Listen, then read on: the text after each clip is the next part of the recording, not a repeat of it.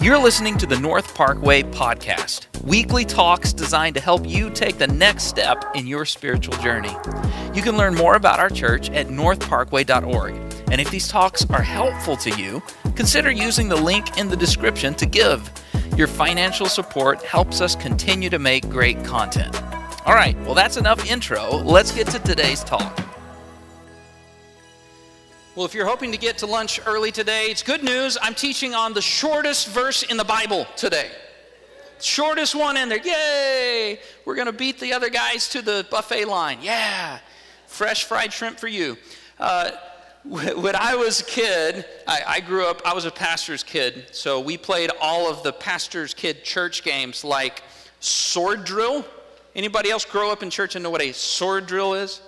Right? It's when someone gives you a Bible passage and see who can flip in their Bibles fast enough. And there's always that one person who had the tabs on the side of their Bible, tabs with like okay, that was, students, that was back in the olden days where we couldn't just pull it up on the Bible app on our phone.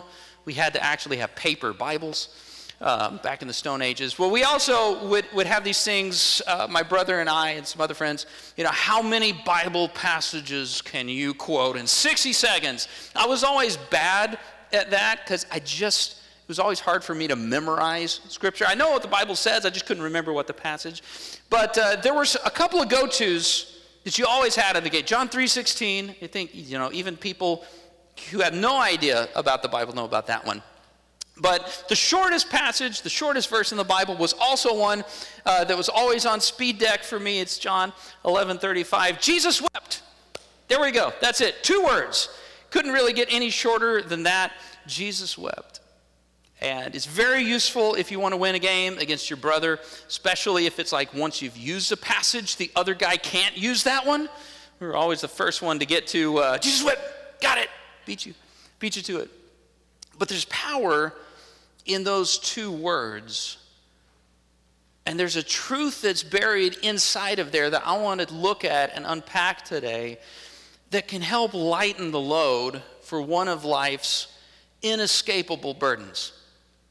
Might be something you walked in here with or somebody that you love is struggling with today. And it's part of our continuing series called Traveling Light. As you saw the luggage around us, we've been looking little by little at burdens, emotional burdens, spiritual burdens that you end up carrying through life. Things like self-reliance.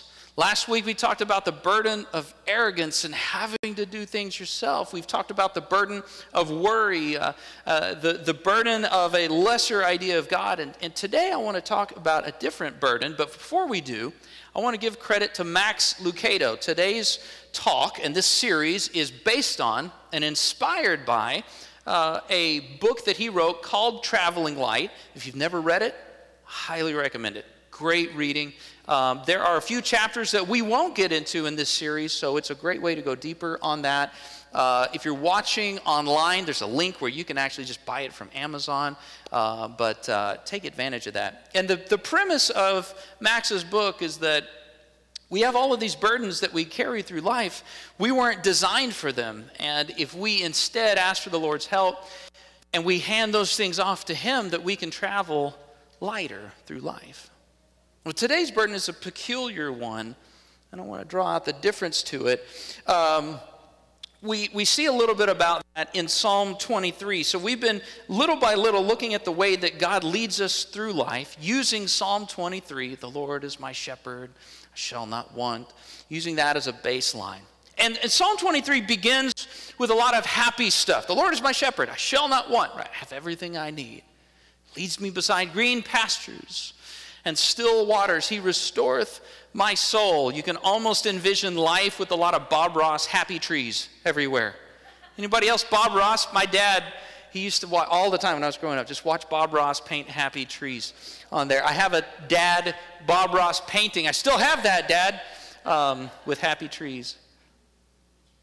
But life's journey isn't all happy trees.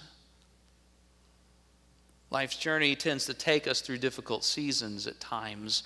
And David, the psalmist, recognizes this. And in Psalm 23:4, he says, even though I walk through the valley of the shadow of death. There's no happy trees there in that valley. Feels kind of more like you're walking towards Mordor, right? And I'm going to be destroyed here. And the shadow of death, as I was reading this chapter and thinking about this, I think the shadow is an appropriate metaphor for the way that grief can cast a color filter on your life. Life doesn't end when someone you love dies. Life doesn't end when something that you loved was taken from you, but it changes. It takes on a different color. It takes on a different mood. And we're talking today about the burden of grief, and I understand as we do that, that's a difficult thing because I haven't lived your life. I haven't grieved what you lost. And I recognize that, and I won't pretend to understand what it was like for you. I haven't experienced things the way that you did. I've never had a drunk driver run through a light and in a moment take a family member away from me. I've never come home to find my brother hanging from the rope that he tied around his neck in the garage. I've never sat next to my wife when the doctor said, there's nothing more we can do but make you comfortable for the last few weeks. I haven't experienced that. And grief takes many different shapes, many different stories. Sometimes grief is not just about losing a loved one. Sometimes grief is about losing a dream. Maybe you thought you had that perfect job. You'd already looked at houses in the community, and I'm going to move here, and then it turns out they went with another candidate. Maybe you thought she was the one, and you'd been shopping for rings. You even bought one, and she didn't feel the same way.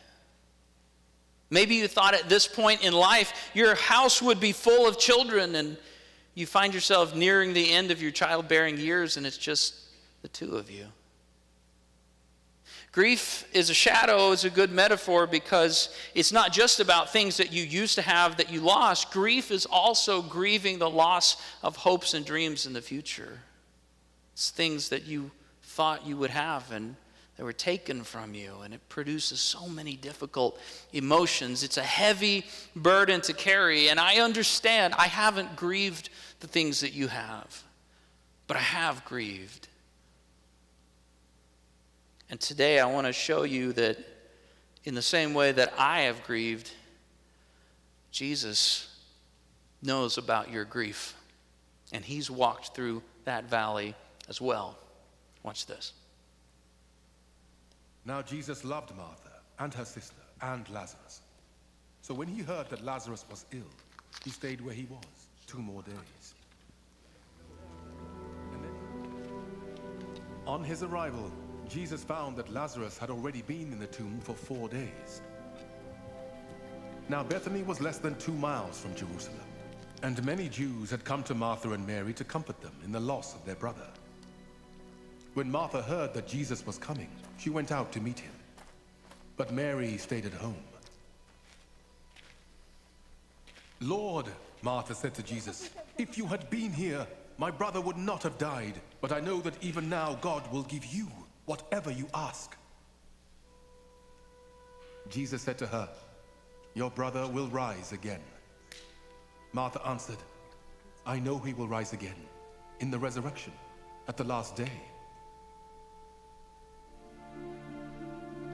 After she had said this, she went back and called her sister Mary aside. "The teacher is here," she said, "and is asking for you." When Mary heard this, she got up quickly and went to him.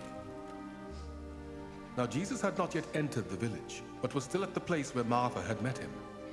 When the Jews who had been with Mary in the house comforting her noticed how quickly she got up and went out, they followed her, supposing she was going to the tomb to mourn there. When Mary reached the place where Jesus was and saw him, she fell at his feet and said, "Lord, if you had been here, my brother would not have died." When Jesus saw her weeping, and the Jews who had come along with her also weeping, He was deeply moved in spirit and troubled.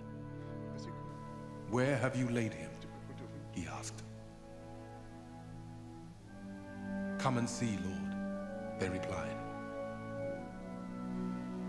Jesus wept.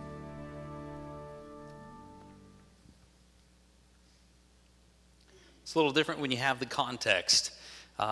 I want to give thanks to our friends at the Lumo Project for permission to use their videos. Just a quick little deal. If you have the Bible app on your phone, you can actually watch verse by verse portrayal of the Gospels. That's free. It's on YouTube as well, so thank you for that. John chapter 11 is what we were sort of watching from verse by verse. But it's important to see that grief is a journey that everybody takes at some point. Even the Savior knows what it's like to relate to people who grieve. And yes, every story of grief is different, but there are some common elements, and I want to look at those today so that if you're in a season of grief, or if you're still trying to recover from that, or someone you love is currently in that, you can do it in a way that's healthy and that doesn't crush you. So there are a few things to write down. If you have fill in the blanks, write these down. First is this: give yourself permission to grieve.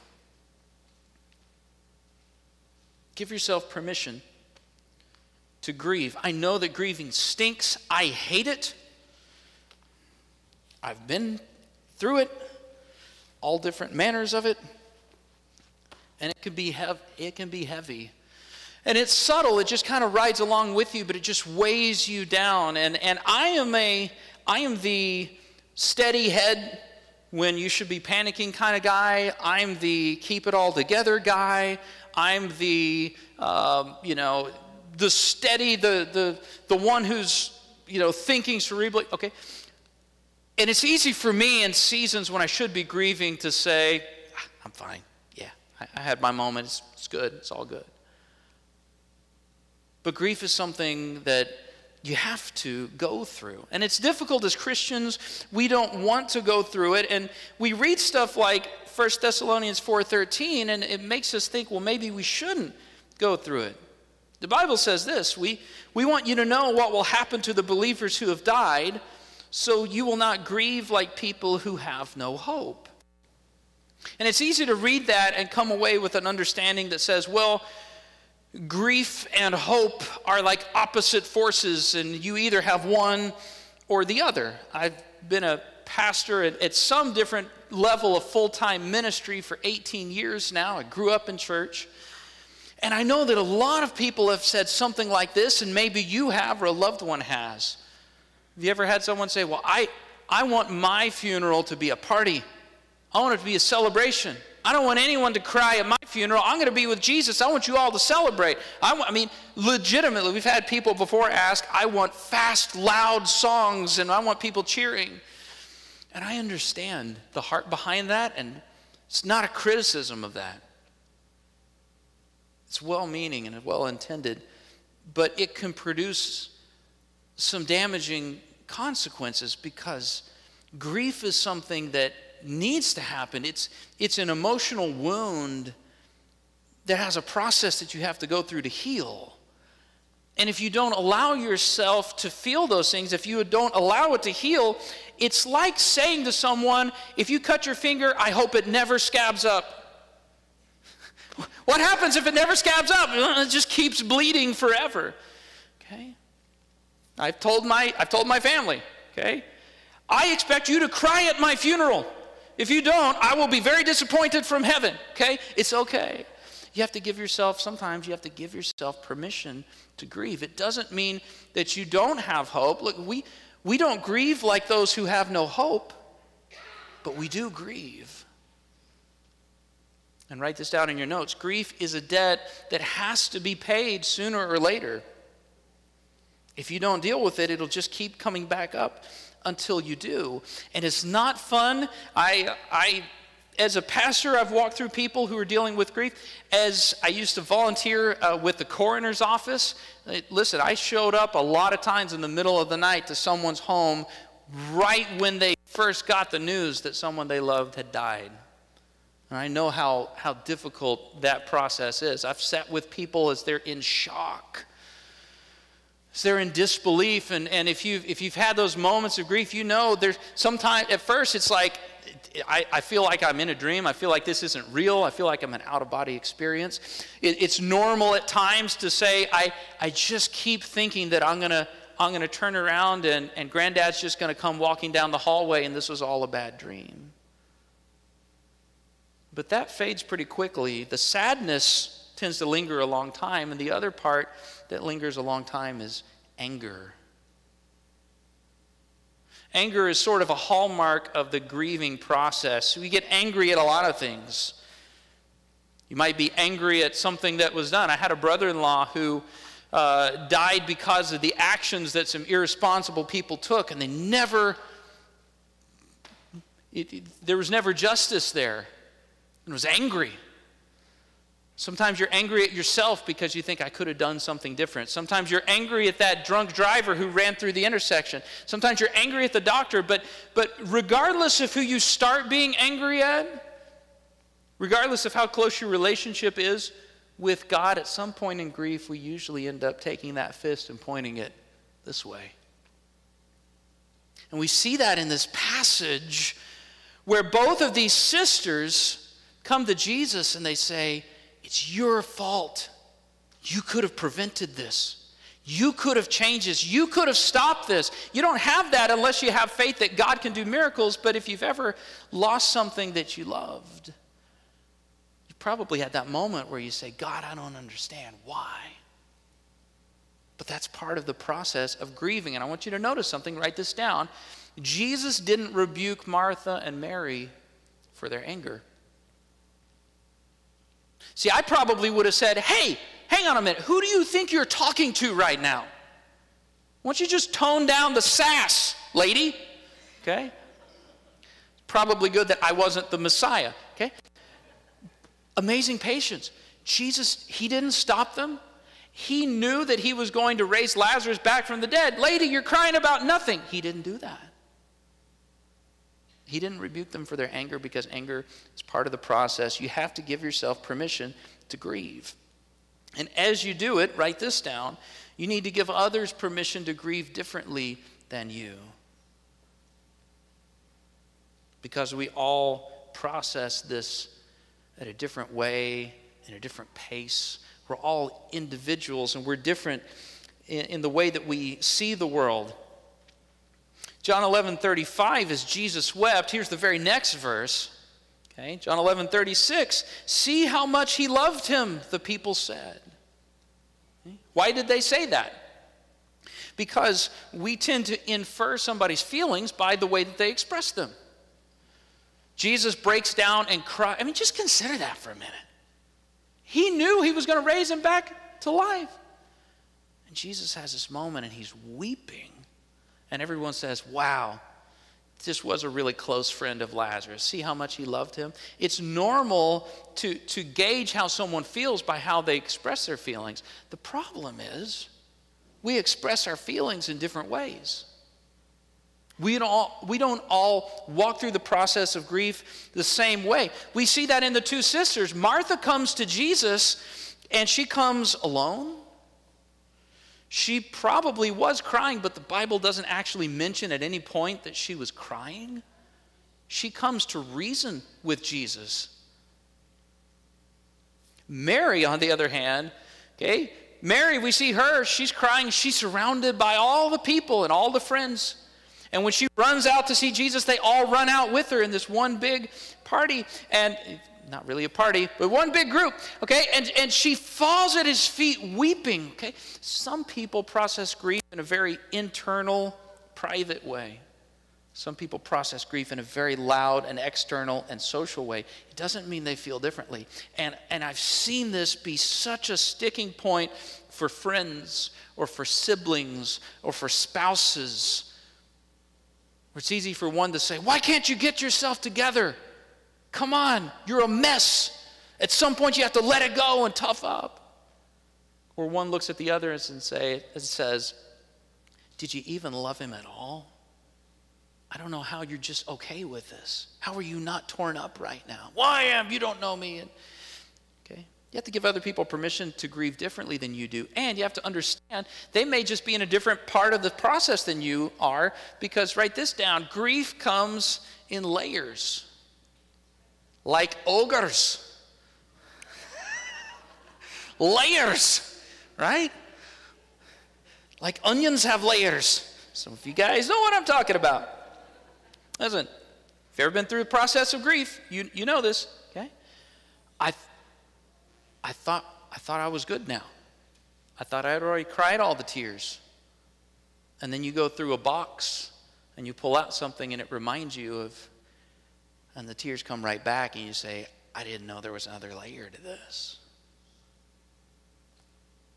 Sometimes you feel like, I think I'm out of the valley, I think everything's good, and then Facebook reminds you of a post that was posted 5 years ago, and you see that video, and it's like, whew, okay, still more layers. And some people may process at a different speed than you do. You got to give people permission to grieve differently. Here's what I noticed about Jesus. When Martha came to Jesus, she spoke to him with reason, and Jesus reasoned with her. He explained part of it. I didn't have all of it. You can go back and read the passage. They had a conversation. Okay? When Mary came to Jesus crying, Jesus cried with her. What does that tell me? Jesus validated their feelings. And he processed through it with them the way that they were processing it. Could you imagine? Okay, imagine like a 1930s, 1940s movie era Jesus, where Mary is like crying and he picks her up and like, get a hold of yourself, woman, snap out of it. Okay, not good, not good. That would have made the scriptures for sure. He was sensitive to how she was feeling in the moment, and he never said, hey, you're being ridiculous. Snap out of it.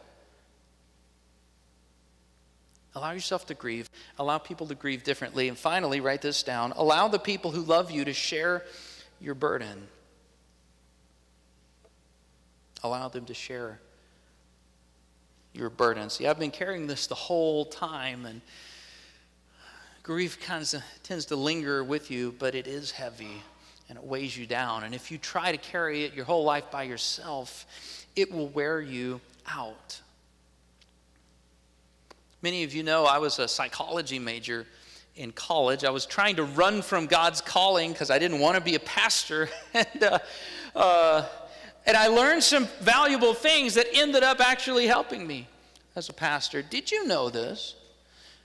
You probably intuitively knew this, that many human emotions are sort of contagious. You see other people going through an emotional state, and you tend to reflect that. It's really great with laughter. Do anybody have a friend who just has contagious smile and laughter? Anybody know that person? A few of you guys? My dad is that way. If you watch a funny movie by yourself, you chuckle. But if you watch it with Steve Clark, you laugh like 4 times as much. He just has a contagious laugh. Researchers have looked into this a lot. Do you know what the most contagious human emotion is? Sadness. Crying is more contagious than laughter. And you would think, man, that's a bummer. If God actually custom designed this species, why would he do that? Here's why. Because psychologists have also told us that the most damaging side effect to grief is isolation and loneliness. Grieving and feeling cut off from people are highly correlated together. Even when you don't want to, it just kind of naturally happens because people are grieving at a different rate than you are. Maybe they've moved on and you haven't, and it creates this weird dynamic, and you're like, well, they don't want to hang out with me. I'm just going to feel Debbie Downer. They don't understand what I'm going through. They don't know what this feels like. No one can relate to me. It's easy to be cut off. That's why it's so important that you intentionally allow the people around you who love you to share the burden of grief with you. Last week we looked at a passage from Romans chapter 12, verse 15, to rejoice with those who rejoice, and that's great. We want to do that. But equally important is the second half of that verse, to weep with those who weep. We're designed that way. We need that. And if grief is weighing you down or someone that you love, you need that social support. One more piece of research. Psychologists have looked at all of the different factors as someone is grieving, and what are the things that are the most beneficial? What are the things that change the most so that grief, if it must come, can come in a healthy way that doesn't do unnecessary injury to someone emotionally? You know what the single biggest factor is? It's not being alone. It's having support around you. It's having people to help to carry that burden of grief, whether it's someone who died, whether it's a dream that died, whether it's a place you feel like you're just feeling like hope has all exited the room. And I know it's difficult. Believe me, in my line of work, I go through this a lot. Sometimes you don't know what to say.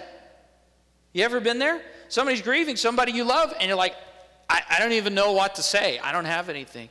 I can only cook so many casseroles, okay? I don't have that many recipes. I do what I want. All of those, being around and saying stuff helps, and cooking stuff for people helps. You know what research shows the most valuable thing is, and you can write this in your notes, the biggest help is just being present. It's just knowing that somebody else is there. I've had times where I'll go and I'll sit with someone and there isn't anything to say. So I'm just there. And it's something about someone else being present and seeing you and caring that really makes the difference. I'm going to ask Elijah to come back up to the stage. As he does,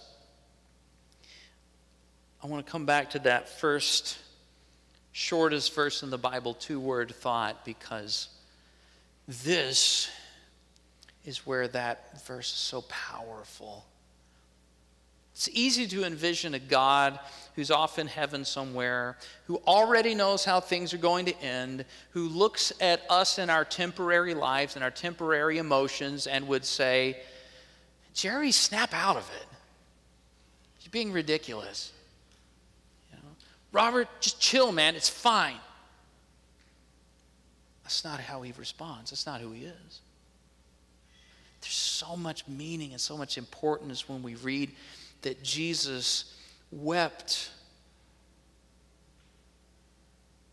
because he was here with the people that he loved, carrying that burden along with them.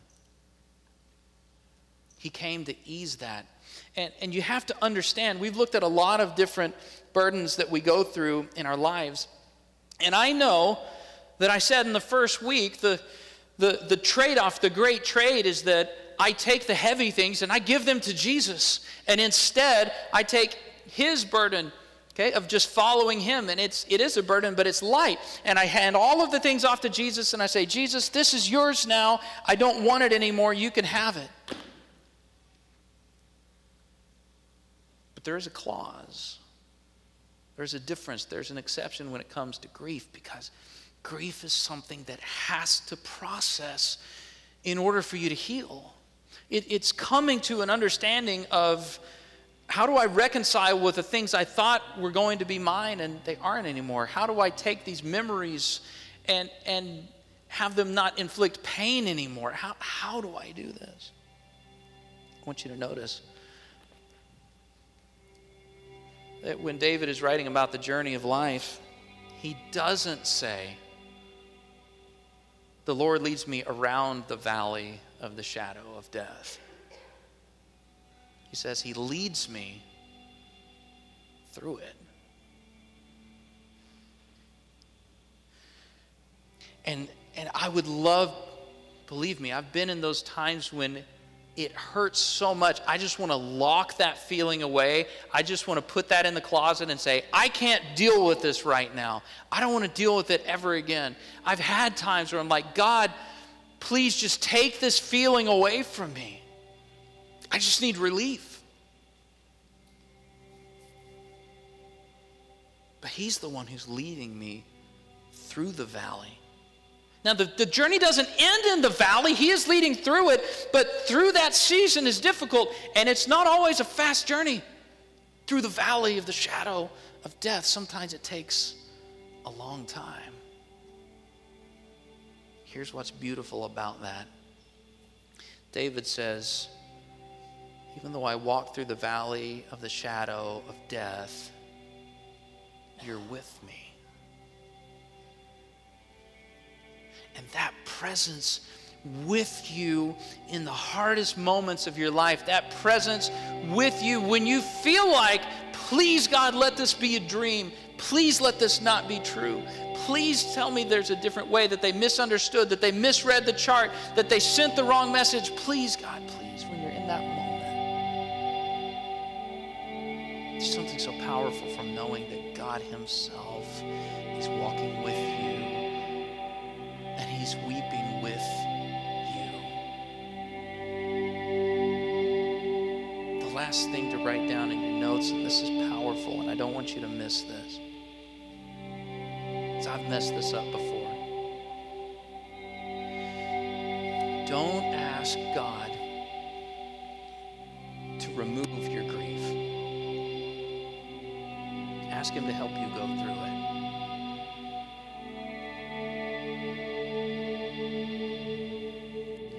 I want to ask him, God, take this away. But some things you have to walk through. Jesus didn't want to go to the cross. He said, God, there's got to be another way. And God said, son, there isn't another way. This is the only way. The path leads through a really dark place. And grief, I said in the beginning, is an inescapable burden. You're all going to face that. And some of you probably walked in today, you're still in that valley.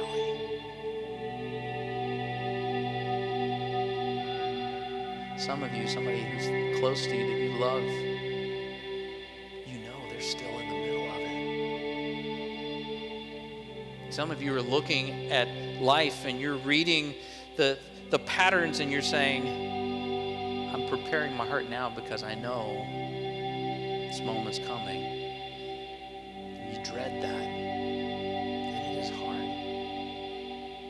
Grief has to come so you can heal. And the beautiful thing about a Savior who loves you and cares for you is that he does not turn back and say, hey, what's taking so long? Work harder. He turns around and says, let me help you with that. I know it's heavy. You don't have to do it alone. Lean on me. And the beautiful thing is that even if you're angry at him, he gives you space to feel it so you can get through it. So my friends, grieve when it's time to grieve. Cry and yell and wonder and reason and shake your fists at the sky if you need to process those things. Here's what you need to know. That when you're done beating your hands against the chest of the shepherd, and you've spent all of your energy, he'll still be there to hold you and say, it's okay. Let's cry for a little while, and we'll get back on the road.